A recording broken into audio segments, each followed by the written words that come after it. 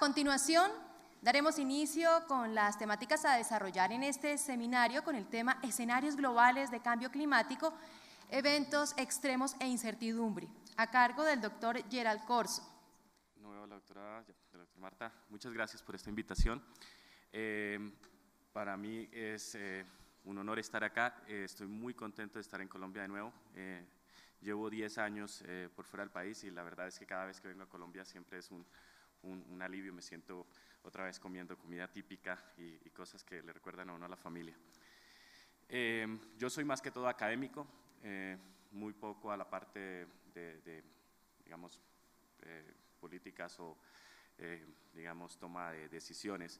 Lo que trabajo es más un análisis de los fenómenos y buscamos entender lo que está sucediendo y dar herramientas con las cuales ustedes puedan llegar a tomar una decisión. Muchas de estas herramientas lo que terminan dándoles a ustedes son opciones con las cuales ustedes tienen que llegar al final a decir qué se debe hacer. Para esta presentación lo que hice es cubrir dos aspectos de cambio climático. Uno, como este es el inicio de la conferencia, creo que es importante hacer una recopilación de lo que es cambio climático y de todas esas variables que ustedes oyen. A veces oyen GPCC, IPCC, oyen de que hay unos reportes, que hay unas formas de medir el cambio climático y todo eso. Entonces, la primera parte de esta presentación cubre eso. La segunda parte es algo que acaba de salir recientemente, es parte del informe del IPCC del 2013-2014, en el que ya se está planteando unas nuevas formas de ver estos escenarios. Algo que discutíamos ayer con el doctor Pavón y otros integrantes de las corporaciones era que muchas veces estos informes a veces son un poquito extremos y dan a conocer o a prever que hay unos extremos que podrían destruir el planeta y cosas de ese estilo. Y algo que coincidimos muchas de las personas que trabajamos en esto es que sí existe el fenómeno, hay que tomar acciones, pero pues no hay que irnos en términos extremos, ser extremistas.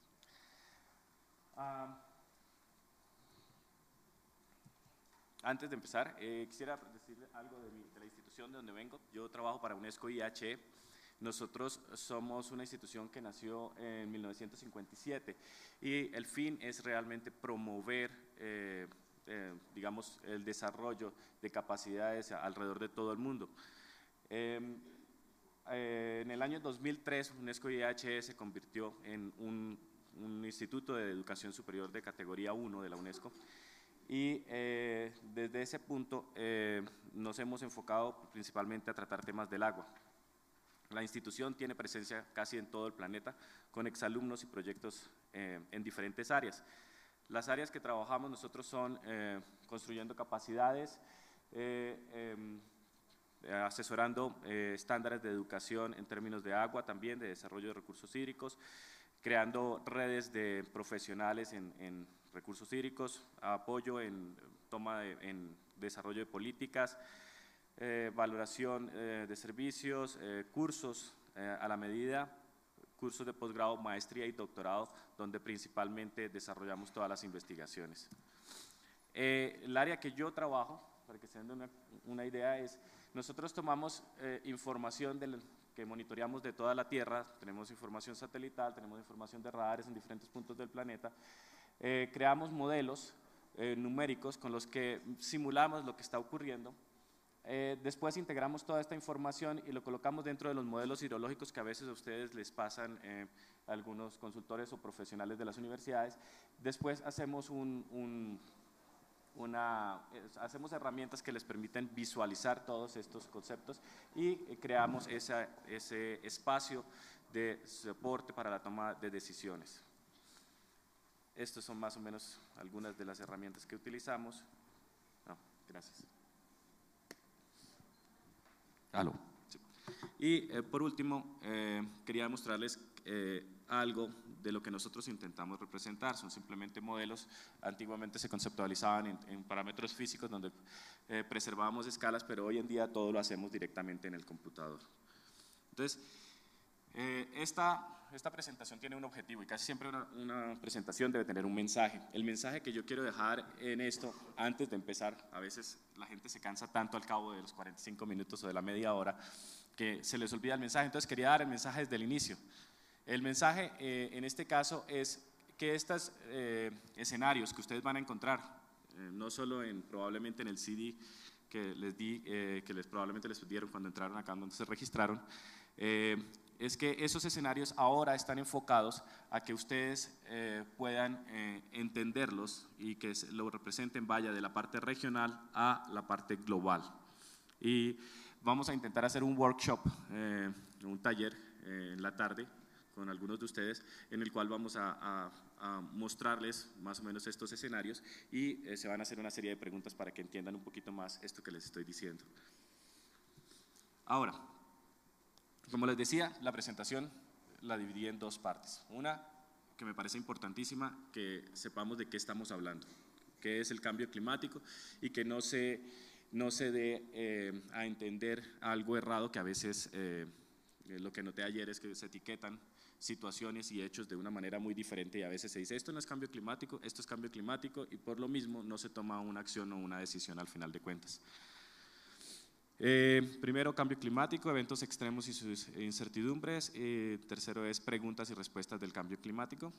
La segunda parte es simplemente el IPCC, qué es ese IPCC y qué son los escenarios de cambio climático, que de hecho hay dos tipos de escenarios en este nuevo reporte, claramente diferenciables, unos son socioeconómicos y los otros son atmosféricos. Entonces los atmosféricos, digamos, están mucho más relacionados a la parte de las personas que hacen modelación y hacen análisis de estudios mucho más profundos de la atmósfera, y los socioeconómicos que sí ya son, digamos, algo que nosotros podemos utilizar o entender hacia dónde vamos. Entonces, conclusión, si queremos, ¿va a llover o va a haber sequía? Ahora, para empezar, ha habido una gran cantidad de noticias y esto es solo un ejemplo de lo que ha ocurrido. Esto fue tomado de unas noticias, decía, el cambio climático puede acabar con el turismo de nieve en España, y al cabo de un mes, ¿sí?, 15 días, dice el temporal de frío y nieve en España después de un cálido inicio de invierno. Entonces se volteó todas las noticias de lo que estaban esperando, contradecían lo que estaban y eso asumían que era cambio climático.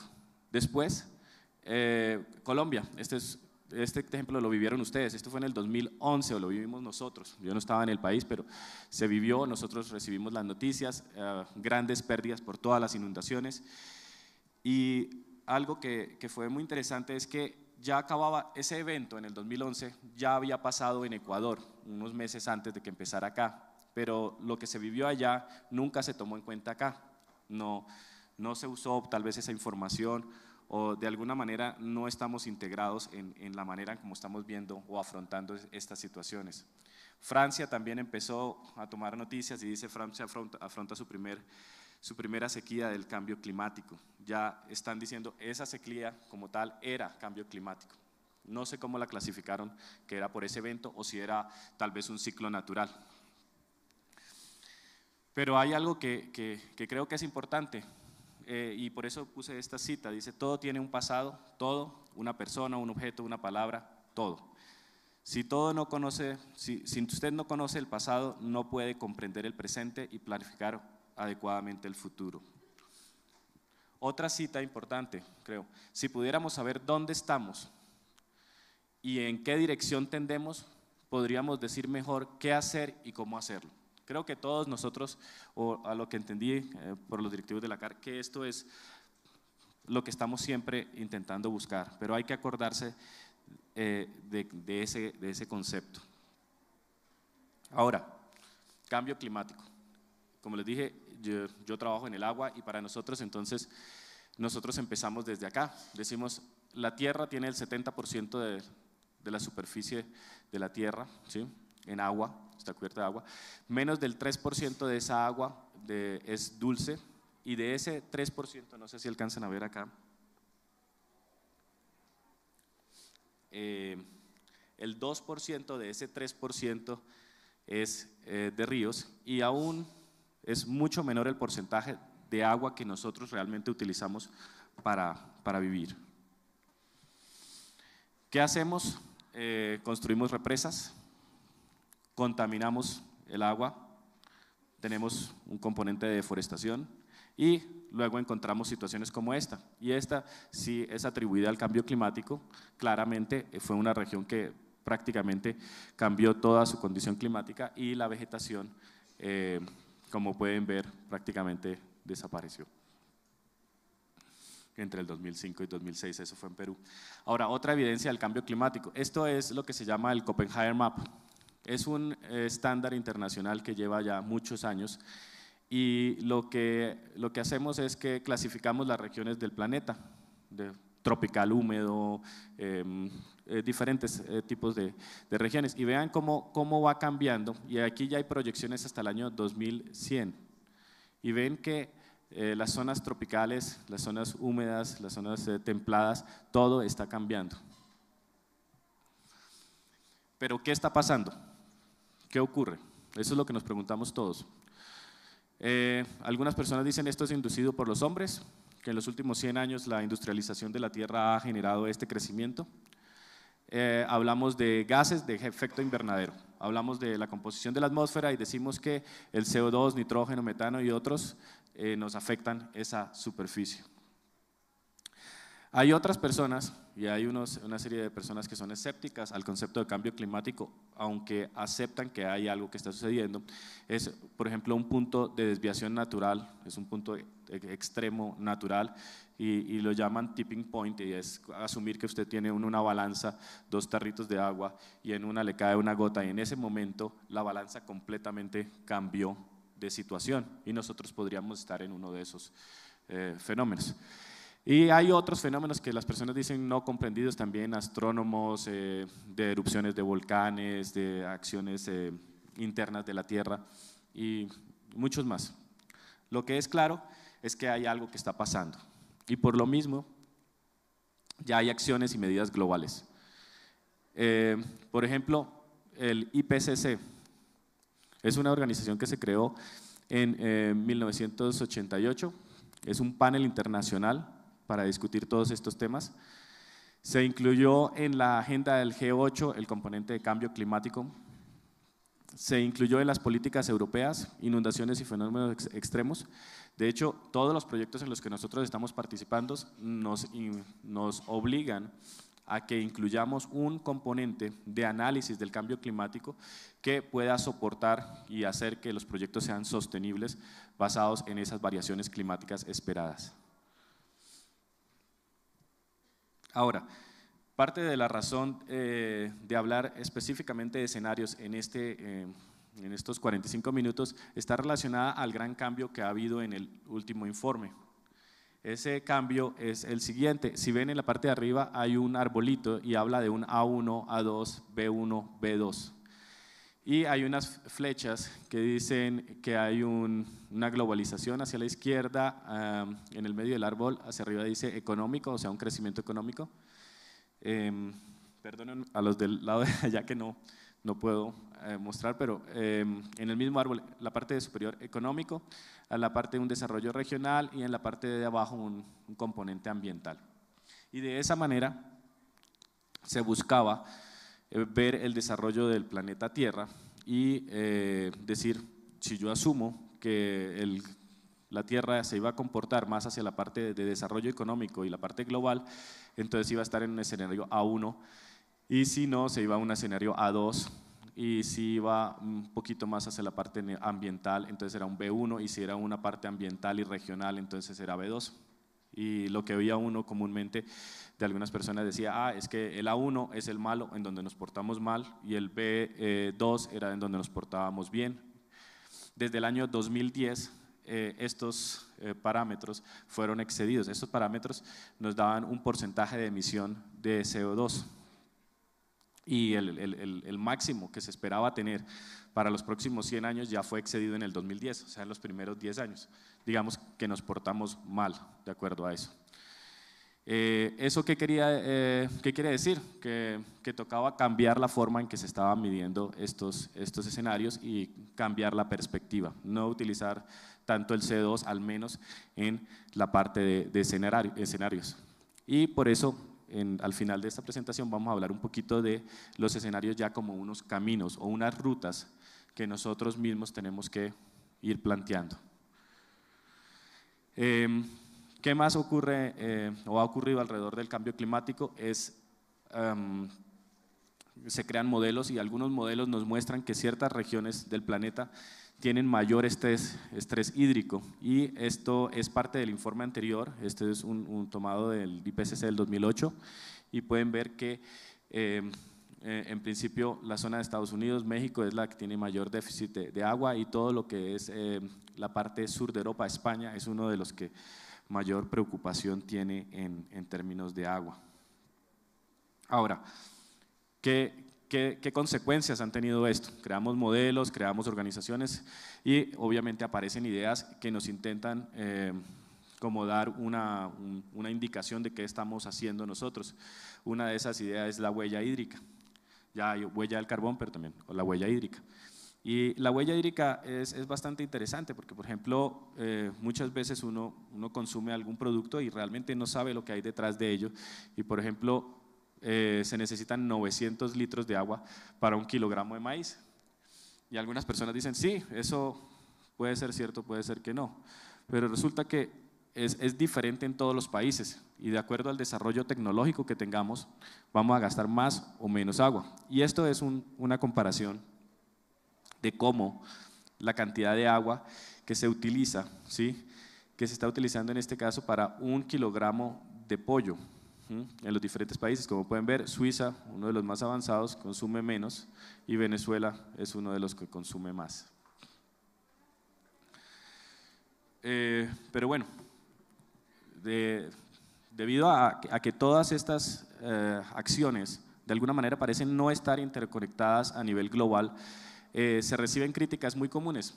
En el 2012, como les comentaba hace un ratito en la presentación, esto es parte de una diapositiva de uno de los directivos del Banco Interamericano de Desarrollo, y él hablaba del cambio climático y decía, mire, así es como veo yo las cosas. Vamos en un buque y dice, de acuerdo, nos comprometemos a firmar un pacto para tener una reunión para considerar cambiar la orientación en una fecha determinada. Conclusión, no llegaron a nada.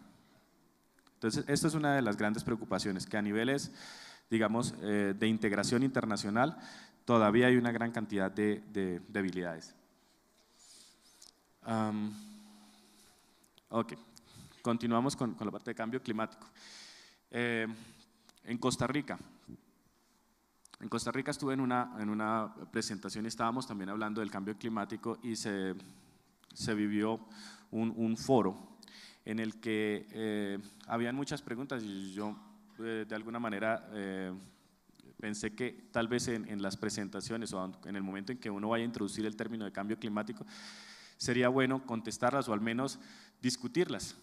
Y por eso puse estas 4 preguntas. Una de ellas es, bueno, ¿cuáles son los cambios que vivimos en las diferentes regiones del mundo? ¿Qué ha generado estos cambios? ¿Se pueden evitar o reducir? ¿Cómo cuantifico el cambio? Estas son preguntas que un estudiante hacía en esos días, eso fue hace 2 años. Entonces, pienso que oímos y que dan los resultados de nuestros modelos es, vamos a vivir inviernos más intensos, en general, eso es lo que la gente contesta. Dice, hay veranos más prolongados, mayor temperatura, menor precipitación en ciertas partes de la Tierra. Incremento de la intensidad de los patrones de circulación. Eso se ve reflejado en los huracanes. Hay cambio de las clasificaciones climatológicas, y lo que acabamos de ver en la diapositiva anterior, ese mapa de Copenhague nos muestra cómo está cambiando la Tierra. Pero si sabemos eso, ¿por qué todavía no lo resolvemos? Pues la verdad es que no tenemos certeza de muchas cosas, no sabemos las extensiones de estas regiones, hay muchísima incertidumbre. No sabemos cuándo van a ocurrir la detección de un fenómeno de un día a otro es casi imposible, ¿sí? Hay formas de estimar algo que puede llegar a ocurrir y debido a ciertos patrones de circulación bastante grandes podríamos llegar a dar algo con cierta certeza. Pero a nivel de cambio climático, 50, 100 años, hay cosas que no se pueden determinar. No sabemos cómo cambiará en los próximos años. O sea que todavía hay muchas preguntas. Gracias a esas preguntas, porque para eso nosotros estamos investigando y haciendo modelos para intentar responderlas. ¿Qué más? ¿Qué ha generado esto? Como hablábamos, como les comentaba al inicio, hay muchas noticias y mucha información que nos ayudan, pero los resultados del IPCC indican que en gran parte los gases provienen de la actividad humana. Que si el análisis de las capas geológicas y de las capas de hielo indican que en los últimos 100 años han sido críticos en el incremento de estos gases. También es cierto que la cantidad de gases producidas por eventos naturales como erupciones volcánicas no ha sido cuantificada claramente y algunos escépticos del cambio climático, al menos en relación con lo que es que sea un resultado antropogénico, dicen que esas erupciones volcánicas realmente son lo que está generando este problema y tal vez no las emisiones. Hay mucho debate alrededor de eso.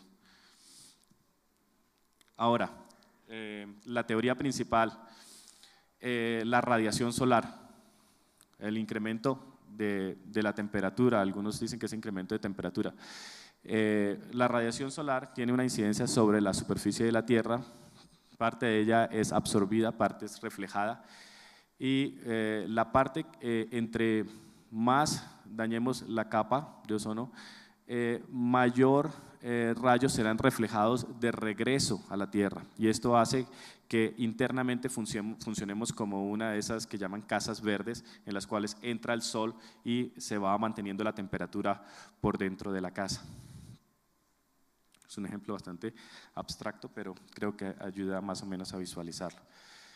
Dicen, ¿se puede evitar? ¿De qué manera podríamos evitarlo o podríamos reducir esto? Entonces, de acuerdo a los informes del IPCC,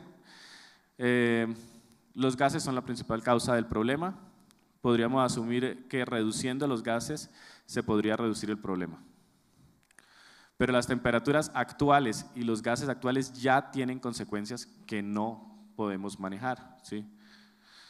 Y aunque todo el planeta redujera la producción, todavía tendríamos que adaptarnos a la situación que tenemos. Entonces, algo muy importante, la clave o el mensaje ahí es adaptación. Y la otra pregunta es, ¿cómo lo cuantifico? Y muchas veces se ve que se buscan consultores o se buscan en las universidades y se dice, no, yo necesito saber que tener unos escenarios de cambio climático, necesito saber qué es lo que va a ocurrir en el futuro.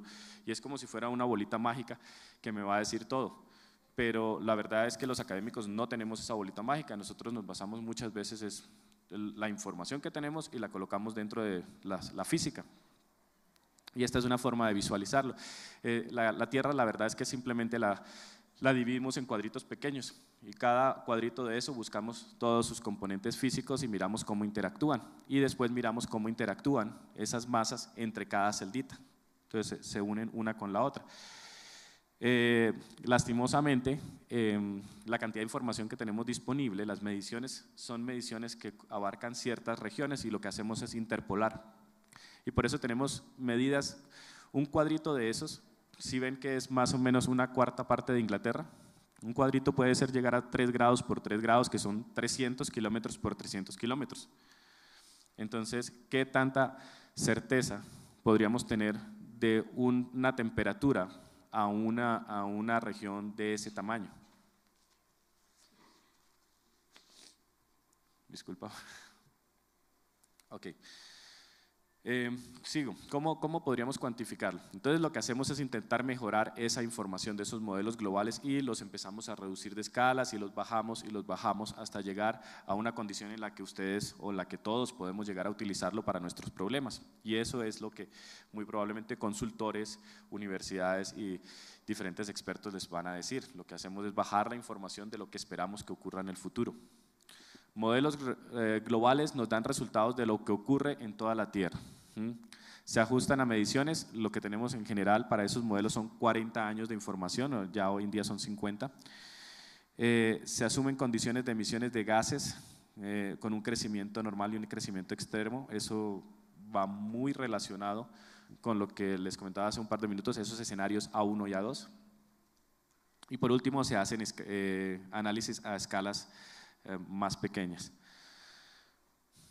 Ok, ¿qué más? ¿Qué es importante saber de esos modelos? Yo sé que esto es un poquito técnico y tal vez va más allá de lo que uno esperaría en términos de saber de cambio climático, pero es importante saber que no tenemos la solución de todo, ¿sí? Los modelos contemplan escenarios de emisión de gases y crecimiento poblacional, y en eso dependemos obviamente del desarrollo socioeconómico, y basado en eso hacemos unas estimaciones.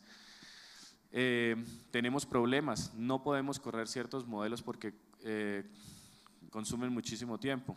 Puede un modelo en un detalle a una escala, digamos, diaria, podría durar 6 meses. Imagínense que yo voy a correr un escenario ahora y me toca esperar 6 meses para tener los resultados y poder entregar eso aparte de un proyecto. Entonces, hay unas limitaciones computacionales para poder correr estos modelos para toda la Tierra.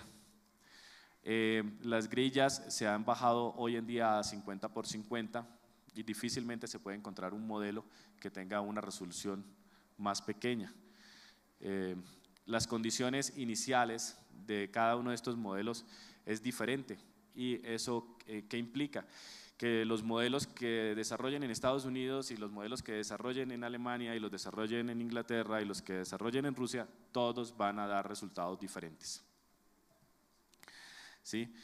Entonces hay problemas asociados a estos, en general la incertidumbre de los escenarios y las escalas de los modelos. Estos son los resultados de parte de uno de los proyectos en los que participé, y como pueden ver, lo que estamos comparando todos los modelos.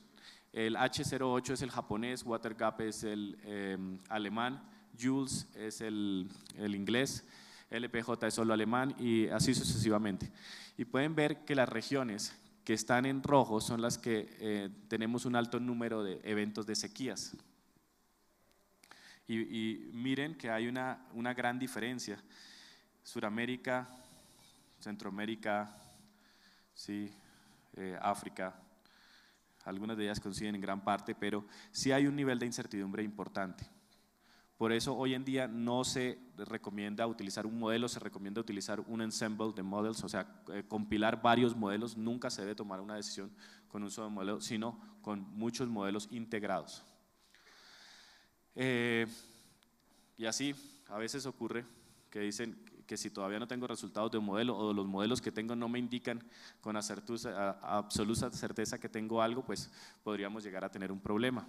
No debemos esperar a que terminen los 6 meses o correr algo, siempre hay que tomar acciones.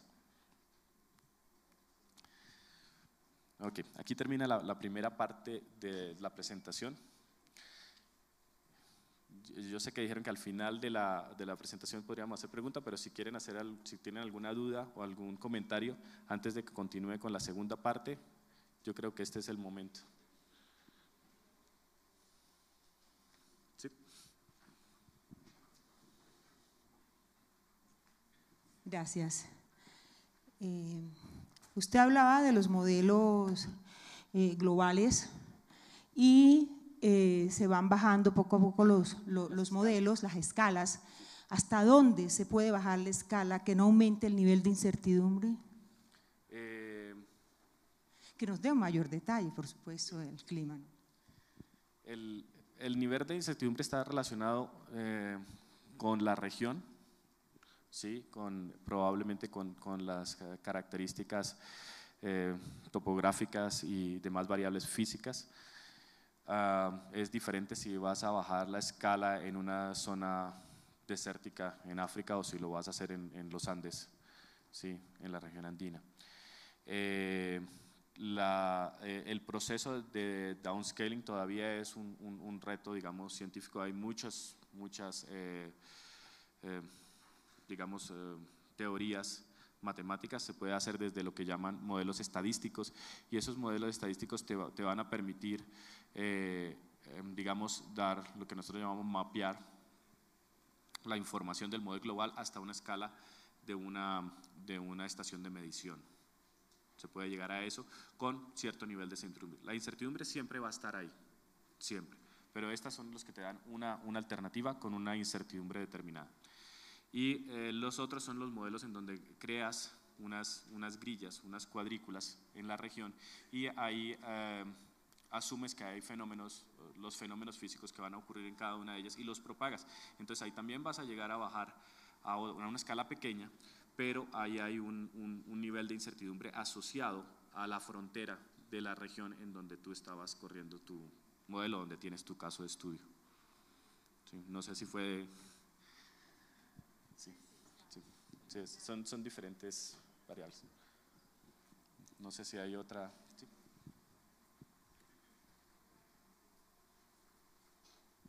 Hola, buenos días. Dentro de las causas que planteas del calentamiento global, dices que está muy relacionado a los gases de efecto invernadero, pero no vi que lo amarraras de pronto a ciclos geológicos de la Tierra. ¿Qué tanta influencia puede tener eso? Ciertamente puede haber mucho. Lo que pasa es que la incertidumbre en los estudios, digamos, en paleontología, los que tú miras la Tierra en 100, 1 millón, el número de años, es bastante alta. Y buscar en esos ciclos, de alguna manera, no es tan directo como mirar simplemente de qué manera un componente dentro de la atmósfera ha venido cambiando en los últimos 200 años.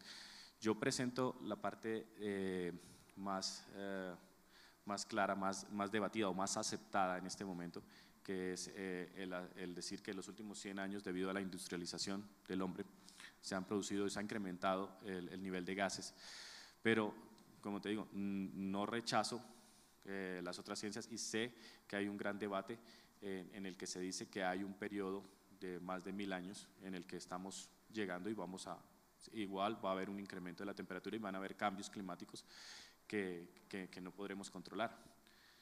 O sea, desde mi punto de vista, como les decía, estos escenarios que se están planteando nos dan una base para que nosotros intentemos adaptarnos, ¿sí?, y mejorarnos ante estas situaciones de cambio climático, ya sea que sean del hombre o no.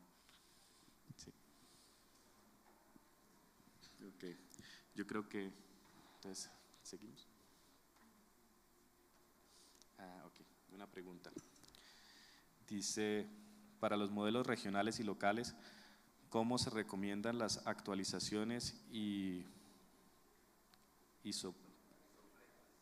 isopletas como apoyo? No, ¿de quién es? No estoy familiarizado con el concepto de isopletas. Sí. ¿A qué se refiere?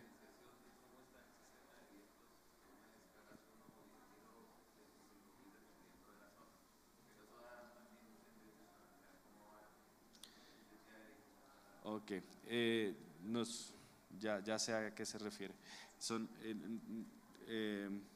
Nosotros estuvimos con los de la Universidad de Bavaria, en Alemania, y ellos tienen unos sistemas, es en Augsburg, ellos sí actualizan estos sistemas, pero son para pronósticos locales. En los modelos globales nosotros no tenemos en cuenta los patrones de circulación atmosféricos o las isopletas, que quiere decir de ciertas regiones. No, esto se utiliza, el modelo maneja la simulación de las ecuaciones de Navier-Stokes a lo largo de toda la Tierra y no intentamos ajustarlo a fenómenos regionales en donde ya sabemos que hay ciertos ciclos. ¿Sí? No sé si eso contesta la pregunta. Pero en general no utilizamos eso. Sí, tema de investigación ciertamente. Se podría ajustar, se podría intentar incorporar. Ok. Bueno, entonces aquí ya es un poquito más acerca de lo que es el IPCC. Todos oímos hablar del IPCC y parece que fuera una bolita mágica que resuelve todos los problemas o que tiene la fuente de sabiduría. Y por eso pensé, bueno, ¿qué es el IPCC? Como se empezó a crear esta preocupación mundial del del cambio climático, la organización por defecto que debería tomar una acción es la Organización Meteorológica Mundial y pronunciarse acerca de lo que está pasando. Por eso ellos, el PNUMA, crearon el Grupo Intergubernamental de Expertos sobre el Cambio Climático, el IPCC, eso fue en 1988. Y se trata de un grupo abierto a todos los miembros de las Naciones Unidas y de la Organización Mundial. Los objetivos de este IPCC, ¿cuáles son? Consiste en analizar de forma exhaustiva, objetiva, abierta y transparente la información científica. Fíjense que no es, no van a producir información, están analizándola, ¿sí? Van a hacer un análisis de la información científica, técnica y socioeconómica relevante para entender los elementos científicos del riesgo que supone el cambio climático. Y algo que no resalté ahí es que dice provocado por las actividades humanas. El IPCC se enfoca muchísimo a que todo es resultado de la actividad humana. O sea, es la base de la teoría y es la que todos aceptamos como cierta. Pero hay algo importante, el IPCC no realiza investigaciones, no tiene proyectos, no funda investigadores. Él simplemente toma la literatura científica que está disponible, la revisa, ¿sí? Por homólogos y todo, y saca unas conclusiones y genera unos reportes. ¿Y eso en qué consiste? Consiste en 3 grupos de trabajo, y si van a la página web del IPCC van a encontrar esta información, la mayoría está en español. Pueden encontrar que el primer grupo de trabajo evalúa los aspectos científicos del sistema climático y el cambio climático. El grupo de trabajo 2 evalúa la vulnerabilidad de los sistemas socioeconómicos. Fíjense que hay una gran diferencia entre el grupo 1 y el grupo 2, pero también hay una gran relación entre ellos dos. El grupo 3 evalúa las posibilidades de limitar las emisiones de gases de efecto invernadero y atenuar los efectos del cambio climático. El grupo 3 es entonces la parte de mitigación. Algo como esto podríamos decirlo. Ahora, ¿cómo vienen estos reportes? Los reportes son bastante complejos y vienen en diferentes volúmenes. Yo diría que de hecho lo que yo hago al inicio cuando sale el reporte, lo primero es miro el resumen ejecutivo. Y eso es lo que les recomiendo y de ahí sale la mayor parte de la información que está acá. Entonces, el resumen ejecutivo, el más reciente se llama el AR5 y es Assessment Report, AR es por Assessment Report y eso significa en español es más un reporte de valoración.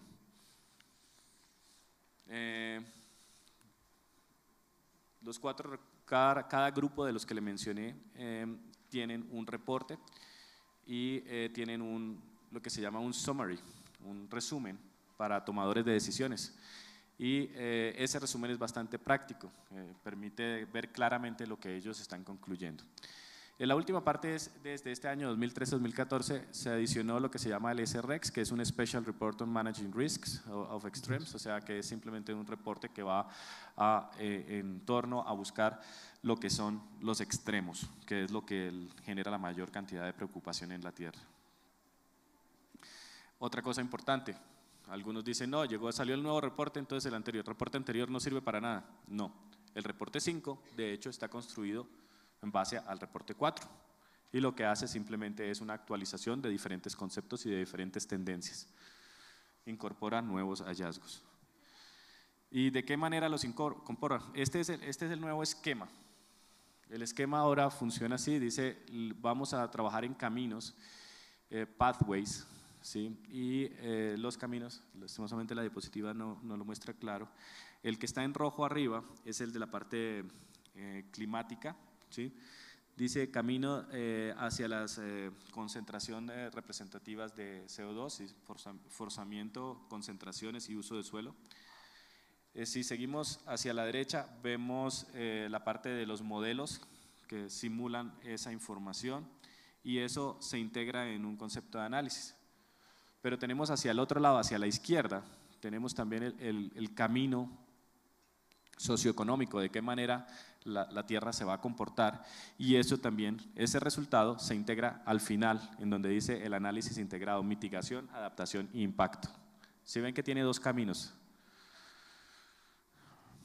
Ahora, el camino de la derecha es la parte climática, que es supuestamente la parte complicada, que es donde se crean los modelos. Esta diapositiva tiene demasiado texto, pero si ven en el punto 4, lo más importante que me gustaría dejar mensaje de esta diapositiva es que la forma de medir el cambio climático cambió y no va a ser las estadísticas de las emisiones de CO2 de toda la Tierra, sino es lo que se llama la Total Radiative Forcing, forzamiento radiativo. Y es una relación que se hace entre el año 2100 relativo al año 1750. El radiative forcing es la relación entre lo que entró menos lo que salió. Si en 1970 entraba cierta cantidad de radiación a la Tierra y salía otra cierta cantidad, quería decir que teníamos por dentro de la Tierra X cantidad. Y en el 2100, si esa cantidad se incrementó mucho, pues estábamos en una situación mala. Si se incrementó poquito, estábamos en una situación mejor. ¿Sí? Es una situación relativa que nos ayuda a poder visualizarlo de una manera más general, y si se dan cuenta se va hasta 1750.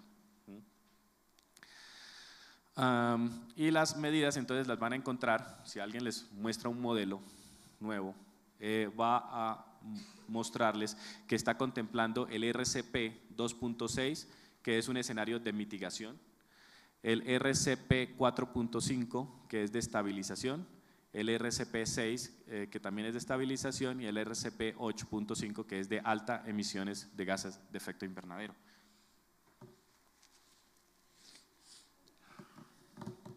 Okay. Y esos son caminos de desarrollo climático.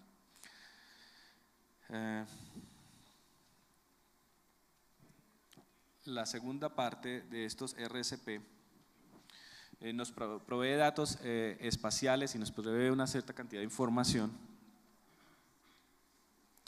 que se puede visualizar de la siguiente manera. Si ven, el primer valor de esa serie es 1750, de hecho, es el nivel de referencia, y ahora pueden ver esos RCP de una manera más clara. El RCP 8.5, ¿sí?, es el que está dándonos un valor, ¿sí?, de relación de Total Radiance Force de 8.5 vatios por metro cuadrado. El otro es 6, el otro es 4.5 y el otro es 2.6. Y como se darán cuenta, para nosotros lo ideal sería que llegáramos a 2.6. Okay. Hay tablas que nos permiten relacionar lo que se estaba asumiendo antes y lo que se asume ahora. Pero en general, lo que nos interesa es poder ver cómo esto interactúa con los modelos globales que se hacen. Y esos modelos tienen una fuente muy importante, que es el desarrollo socioeconómico. Este es el grupo de trabajo 2. El grupo de trabajo 2 se concentra en mirar cómo en los próximos 100 años podríamos comportarnos. Y lo hace a través, el grupo de trabajo dijo, no, creemos unas narrativas, una historia alrededor de la forma como el planeta Tierra se va a comportar, cómo la gente va a ir desarrollándose económicamente, la pobreza, la contaminación y demás variables. Entonces, se llaman Shared Socioeconomic Pathways, y son, si ven la palabra shared, se refiere a que más compartidos. Los compartimos los escenarios socioeconómicos. Yo saqué la siguiente diapositiva, así. Está todavía en inglés los títulos, pero si ven debajo del SSP1, SSP2, SSP3, el 4 y el 5, hay una palabra que caracteriza ese camino. La palabra del SSP1 caracteriza que es un desarrollo sostenible. El SSP4 no es equitativo.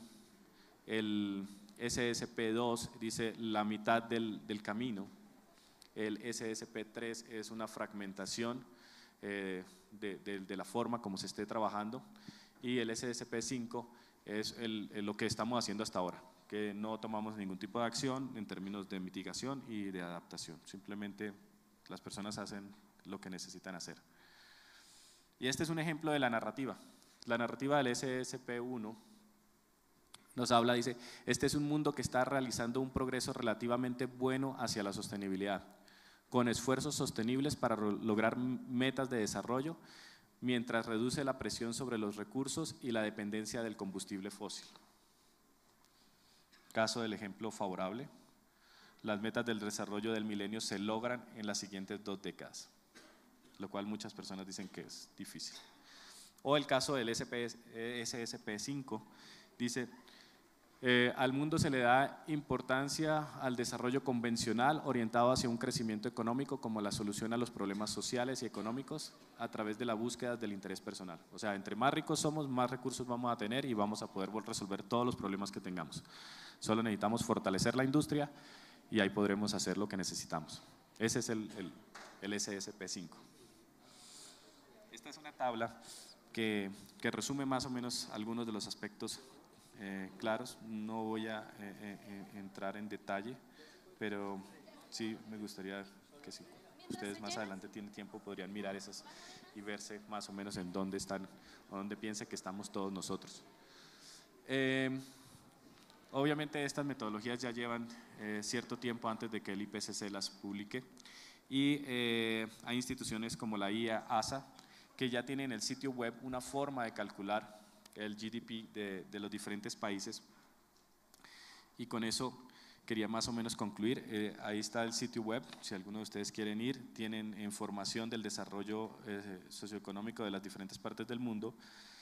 La base de datos incluye proyecciones para población por edad, sexo, educación, urbanización, desarrollo económico y un ejemplo de esos resultados que se pueden conseguir ahí en esa página web es este, dice ejemplos del mundo y Colombia.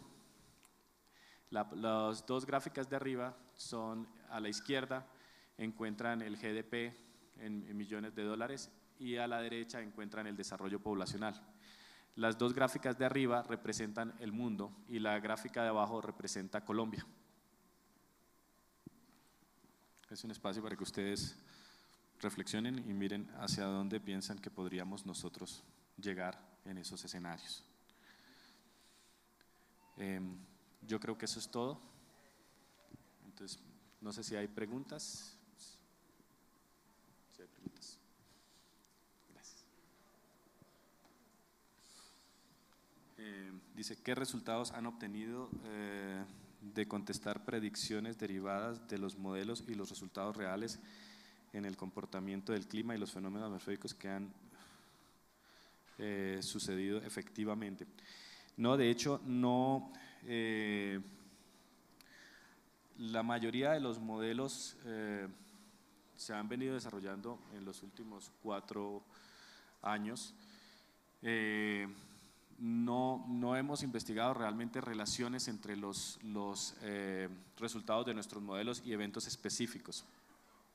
Lo que se ha intentado es validar los modelos con información local y mirar si las tendencias de lo que está ocurriendo en este momento en ciertas regiones del planeta. Tomamos de hecho los ríos más grandes del planeta, el Amazonas, el Ganges, la India, se tomaron 10 ríos y corrimos los modelos y miramos cómo estos fenómenos atmosféricos se iban a propagar dentro de lo que teníamos disponible. Y eso es lo que utilizamos para poder proyectarnos al futuro. No tenemos realmente, no estamos validando una inundación en una parte específica o por decir algo, una sequía en una región. No se está haciendo eso. Sí, ciertamente podríamos empezar a buscar como relaciones entre un evento que ocurrió en algún lado y los resultados del modelo, pero el objetivo principal en este momento son tendencias. Y como les decía, hay mucha incertidumbre para llegar a decir, este evento ocurrido en septiembre de este año corresponde al resultado que nos dio el modelo en esta fecha de este año. O sea, ese tipo de situaciones no la estamos buscando. Podría ser otra vez tema de investigación. No sé.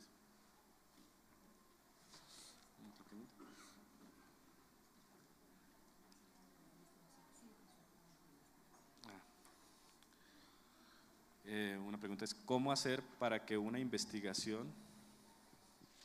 ¿Cómo eres? Más bien tú la dices. mismo. Hablabas ahorita de las investigaciones. En el IPCC no hace investigaciones, simplemente analiza las investigaciones. ¿Cómo hacer entonces que los resultados de investigaciones de países desarrollados, países en desarrollo, en fin, sean considerados por el IPCC para sus análisis? Bueno, en principio el IPCC, como les comentaba, utiliza las revistas científicas más prestigiosas y obviamente extrae información. Muchos de los científicos que participan dentro de este panel son personas que publican en esas revistas. Ellos contribuyen con su conocimiento y con lo que encuentran en esas revistas, y ellos compilan esta información para poderla publicar. Sí. Ese es.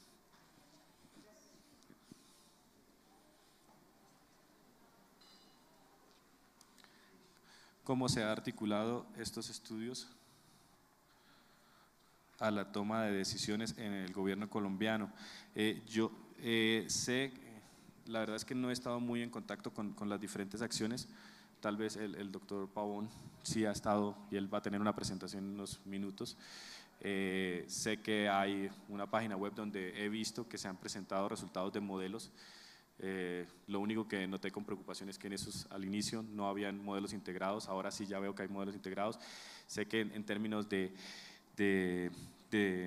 ciencia, desarrollo de modelos, monitoreo y eso, hay un espacio en donde Colombia está desarrollando cosas y está proveyendo gran cantidad de información, pero la verdad es que lo que yo he participado han sido mucho más cosas entre Europa, África, Asia y Norteamérica. La verdad no he tenido mucho contacto con las actividades que se estén haciendo aquí en términos de investigación. Entonces ahí sí, yo creo que esa pregunta la puede contestar más adelante probablemente el doctor Pavón, que es de la Universidad Nacional y creo que está haciendo cosas aquí en Latinoamérica.